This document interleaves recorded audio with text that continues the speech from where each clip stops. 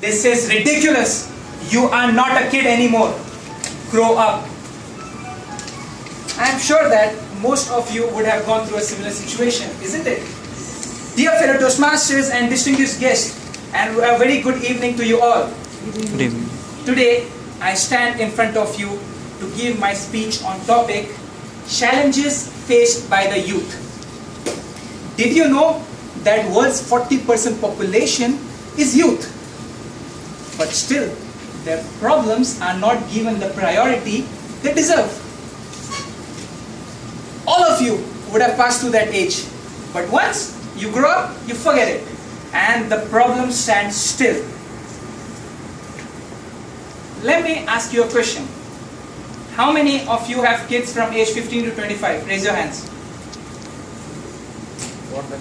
So many people. Many kids are fortunate enough to have parents who are like friends. But have you ever sat with your kid and asked what his problems are? According to a study, the most stressed out people in the world are from age 21 to 29. We are expected to act like adults, but still taken as kids. If I do anything wrong in my home, my parents would say, "What is this? Grow up." And when I try to make any big decision, they would say, "You're a kid, we know what's better for you." I'm sure that Toastmaster RG would be doing the same with Vaishak, isn't it? Look at him smiling. Yes, we do realize that parents know more than us, but that does not make us wrong. If I start talking about all the challenges, I won't have much time left, as our Toastmasters honeys are waiting at their home with their arms wide open for them. Sorry, just kidding, you guys are not that lucky enough. Let's see the first challenge. Education. Every kid has got its basic needs of education.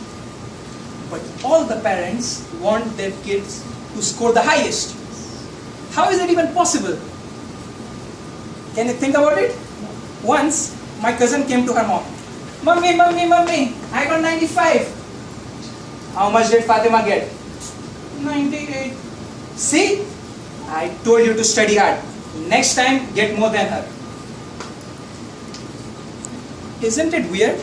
Yes. Education is to improve the quality of life, not to pressurize kids. There was a time when kids would go out and play.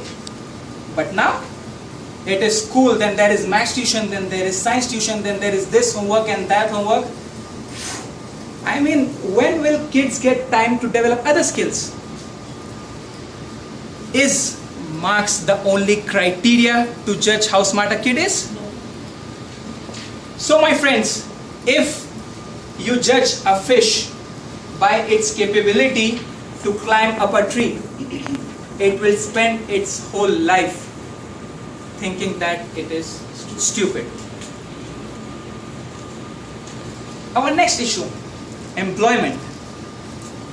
An unskilled worker in India earns more than a fresh engineering graduate. The competition has reached up to such a high level that people are ready to work at any condition. This competition has its merits, but overall, it has proved to be devastating. As the saying goes in India, that one day there will be more electrical engineers than electricity itself. Let me give you an example of the situation. Once, there was a job opening for 125 clerical positions in a ministry of Bihar. The minimum requirement was 8th standard pass. You all will be astonished if I tell you the number of people who applied for it and their qualifications. Not one, not two, but 8 lakh applications were received. And their qualifications? Engineers, postgraduates, doctors, The competition has broken more dreams than it has fulfilled. Many of you are working in multinational corporations. You might have experienced that there are many hardworking people who work day and night but are paid in peanuts. Whereas there are other people who don't work at all and are paid such huge salaries. Ask yourself, is it fair? Is it justified? No.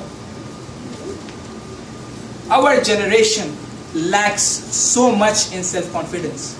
Why? Because we are constantly discouraged by our parents and acquaintances because of our different approach of solving problems. We are expected to work on age-old methodologies. What elders fail to understand is that the expertise of the elderly and the passion and vigor of the youth has to come together to do miracles. Let me tell you a small story. Once a guy was passing by a herd of elephants. He observed that those elephants are tied with a very small rope. He was astonished. These elephants are tied with just rope? There is no cages, no chains. Why aren't the elephants running away? He got curious and he asked the trainer for the same. The trainer replied, "My friend, when these elephants were much younger and smaller, this rope was enough to keep them tied. But as they grew up, their minds got conditioned in such a way that now they feel they can't run away. So my dear fellow Toastmasters and friends, don't put your kids in ropes.